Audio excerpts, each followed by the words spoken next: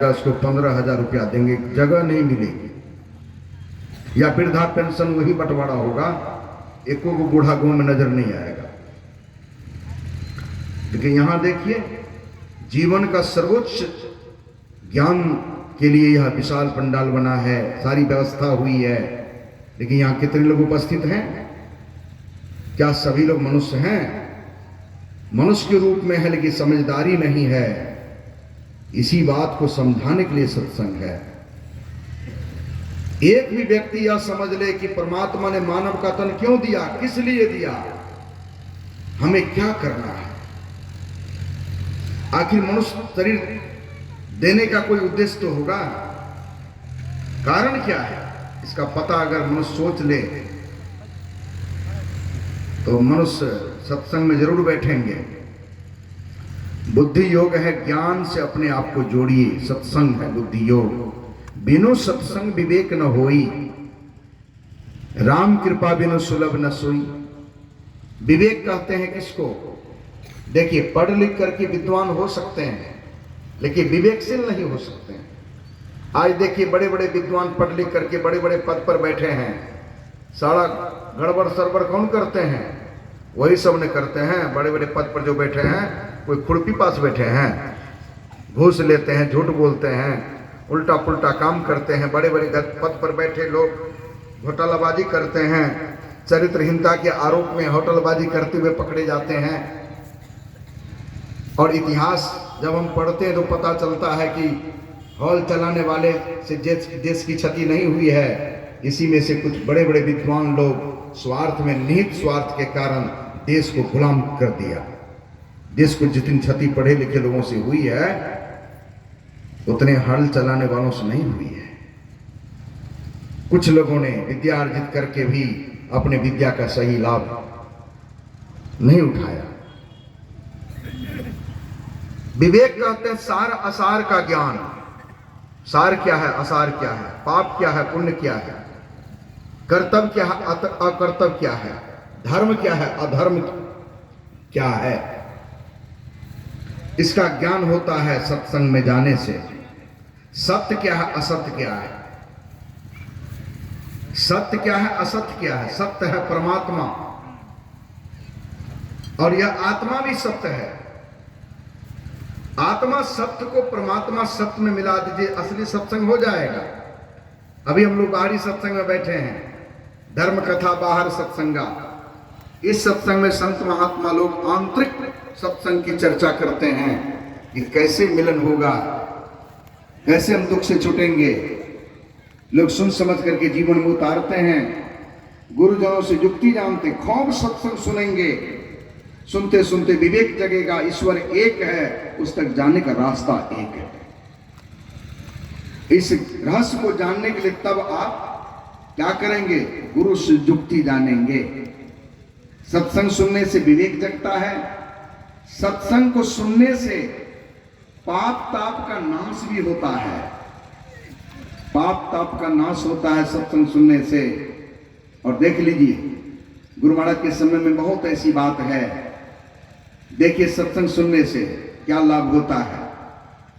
गोस्वामी तुलसीदास जी महाराज के विषय में लिखा है, उनके मैंने जीवनी को पढ़ा, तो गंगा किनारे स्नान करके बैठे थे ध्यान पर। एक विधवा नारी 16 श्रृंगार से अपने शरीर को सुसज्जित करके जा रही थी, पीछे पीछे बहुत लोग, उसके पति मर गए थे, जवानी में विधवा हो गई, और लिए जा रहे थे शमशान जलाने के लिए। उस स्त्री के मन में हुआ कि जब हम पति के साथ सती होने ही जा रहे हैं, तो संत का दर्शन हुआ, क्यों न प्रणाम कर लें। अब प्रणाम का परिणाम सदा मंगलमय होता है। वह चली गई प्रणाम करने, जैसे माथा टेकती है, साष्टांग प्रणाम करते हैं, गोस्वामी तुलसीदास जी का ध्यान टूटता है। देखते हैं सुहागिन स्त्री है, सज धज करके जा रही थी पति के साथ सती होने। गोस्वामी जी के मुंह से निकल गया, सुहागवती सदा सुहागिन रहो। कहा, बाबा मैं विधवा हो चुकी हूं, मैं पति के साथ सती होने जा रही हूं, मेरे पति मर गए हैं, लिए जा रहे हैं लोग, आपने मुझे आशीर्वाद दिया है सुहागिन रहने का आपका आशीर्वाद तो असत हो गया। देखिए पुण्य का कैसे उदय होता है। पाप ने पति को मार दिया, जवानी में विधवा बना दिया, और जैसे संत का दर्शन हुआ, कहा कि बेटी जब मेरे मुंह से शब्द निकल गया है तो अपने पति के शव को वापस करो। वापस बुलवाए, का इसका बंधन खोल दो, कफन हटा दो। ध्यान पर बैठे और परमात्मा से निवेदन किए, गंगा जल उठाए, छिड़क दिए कि प्रभु के नाम पर, मेरे प्रभु राम के नाम से तुम जीवित हो जाओ। वह युवक राम राम कहता हुआ जीवित हो गया। संत के दर्शन से पाप का नाश हो गया और मरा हुआ पति को जीवित करना पड़ा, पुनः संभव हो गई। तो जब द्रवही दीन दयाल राघव, विनय पत्रिका में गोस्वामी तुलसीदास जी महाराज ने लिखा है, साधु संगति पाइए यही दरस परस समागमादिक, पाप राशि न सहिए। गुरु महाराज के समय की बात है, एक चोर जो है ना, चोरी करते हुए धरणा आश्रम में रात में पकड़ा गया। महात्मा लोग पकड़े, गुस्सा उस्सा देते हुए लाए गुरु महाराज के पास। का क्या हुआ? का चोरी कर रहा था। का क्या चोरी कर रहा था जी? का चावल की बोरिया उठा रहे थे। का एक बोरा चावल दे दो, इसको छोड़ दो। चावल दे दिए, छोड़ दिए। घर पहुंचते पहुंचते चावल तो अभी घरे पहुंचा था, लेकिन संतों के दर्शन और विनम्रता के कारण पाप सब पिघल गया। सुबह में आया, पत्नी बोली, इतने बड़े संत आप कहीं मुंह दिखाने के लायक नहीं बचे, जाइए। आज से गए गुरु महाराज के चरण में, कहा कि प्रतिज्ञा लेता हूं आज से मैं कभी चोरी नहीं करूंगा, हमें भी भजन भेद दे दीजिए। संत दरस देखिए गुरु महाराज की वाणी में, पाप समूह दरसते भागे पुण्य सकल डगरे। आपके जीवन में जो पाप है ना, वही उत्पात मचाता है। खेत में फसल लगाते हैं, गाछ बढ़िया है, बाली भी बहुत अच्छी है, लेकिन दाना नहीं है। कौन किया? वही बीज, वही सब कुछ। जा रहे हैं, तरह तरह का उत्पात आपके जीवन में, परिवार में संताप उत्पन्न करते रहता है। आर्थिक, मानसिक, शारीरिक परेशानी में आपको डालता है पाप। ये पाप ताप का नाश करने का सृष्टि में कोई उपाय नहीं है, वह है संत दरस। कहते हैं पाप समूह दरसते भागे पुण्य सकल टगड़े, आनंद मंगल पूरी रहे सब सुख सुख भार सगड़े। संतों के दर्शन से, सत्संग को सुनने से, सुन समझ करके गुरु से जुक्ति जानेंगे, और जान करके जब एक नाम का जप करेंगे, उससे भी पाप का नाश होता है। स्तुति करने से पाप का नाश होता है। मानस ध्यान करने से भी पाप का नाश होता है। दृष्टियों की क्रिया करने से भी पाप का नाश होता है। तो ज्ञान होगा, परमात्मा की भक्ति करेंगे, उनका स्वरूप क्या है। अभी सुन रहे थे प्रवचन के क्रम में, परमात्मा कैसा है। देखिए लोहा में आग प्रवेश कर जाती है, लोहा में अवकाश है तभी तो आग प्रवेश कर जाती है। सृष्टि में जो जितना सूक्ष्म होता है, वह सब में व्यापक होकर के सबसे अपना अस्तित्व ऊपर रखता है। जैसे मिट्टी की उत्पत्ति हुई पानी से, तो पानी मिट्टी में भी है और मिट्टी से ऊपर भी अपना अस्तित्व रखता है। पानी की उत्पत्ति हुई अग्नि से, अग्नि सब में रहते हुए सबसे अपना अस्तित्व ऊपर रखती है। अब अग्नि की उत्पत्ति हुई हवा से, हवा सब में व्यापक रहते हुए सबसे ऊपर है। और हवा की उत्पत्ति हुई आकाश से, तो देखिए आकाश सब में रहते, बैठ जाइए, आकाश कहां नहीं है। अभी पर्दे के अंदर हम लोग हैं, इसको पटाकाश करते, घर के अंदर रखते मठाकाश, घट के अंदर के आकाश को घटाकाश। लेकिन जो आकाश को बनाने वाले हैं, पांचों तत्वों में आकाश सबसे अधिक सूक्ष्म है। जो आकाश को बनाने वाले हैं वो कितने सूक्ष्म होंगे। इसलिए कबीर साहब की वाणी में है, जाके मुंह माथा नहीं, नहीं रूपक रूप, पूप वास्ते पतला ऐसा तत्व अनु। पूप मन होता फूल, फूल का सुगंध, कोई देख सकते हैं, फूल को देखते सुगंध को नहीं देखते हैं। जब इस आंख से सुगंध को नहीं देख पाते हैं तो परमात्मा को कैसे देखिएगा? परमात्मा सुगंध से भी ज्यादा पतला है। इसलिए गुरु महाराज ने कहा वाणी का विषय नहीं है। प्रभु अकथ अनाम, अनाम है स्वामी गोगुण प्रकृति पड़े। वो अनाम है, कोई नाम नहीं है। स्तुति में गाय ना, नाम रूप के पार में, मन बुद्धि बच के पार में, गौगुण विषय पंच पार में, गति भांति हूं के पार में, सबके पार में। और देख लीजिए, इसलिए गुरु महाराज ने कह दिया वह परमात्मा क्षर अक्षर परमा अक्षर। क्षर माने नाशवान, ये 5 तत्वों से बना शरीर नाशवान है। अक्षर चैतन आत्मा, परमा अक्षर जो चेतन को भी चेतनता प्रदान करे, वही परमपिता परमात्मा। कबीर साहब ने कह दिया इसके विषय में,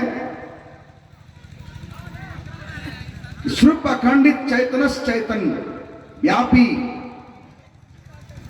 कहते वह परमात्मा जो सब जगह व्यापक, उसका कोई खंडन नहीं होता है। आगे पीछे दाएं बाएं अनंत, बढ़ाते बड़ा छोड़ते छोटा, में ही ते सब देखा, सबके मध्य निरंतर साई दृष्टि दृष्टि छोड़। चाम चश्म सो नजरों न आवे, खोजो रूह की नैना। अब देखिए क्या करें, कहते हैं दृष्टि दृष्टि सो देखा, दृष्टि दृष्टि सो देखा कह दिया। उस चर्म चक्षु से परमात्मा को नहीं देख सकेंगे। माया की आंख से माया का ज्ञान होता है, परमात्मा का नहीं।